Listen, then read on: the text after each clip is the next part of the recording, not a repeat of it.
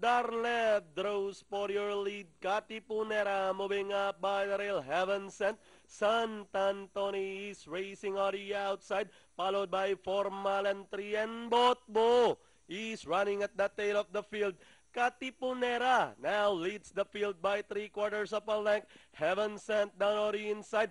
Darlev is racing on the outside by the rail. Sant'Antoni, Formalan 3, second last, and Botbo is still bringing up the rear as they race at the last 600. Two runners fighting it out for the lead. Katipunera by the rail. Heaven Sent. Darlev now getting closer in third. Sant'Antoni, Formalan 3 also arriving at the race 2, and Botbo as they turn for home.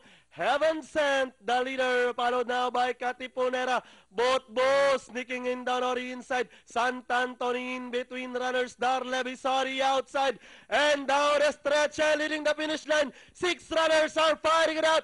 Darlev, Botbo by the rail. Botbo, Darlev, Katipunera in between runners. And finally, the birthday boy, Darlev, wins the race over Botbo. Then comes number 2, Katipunera. Formalan 3 took fourth.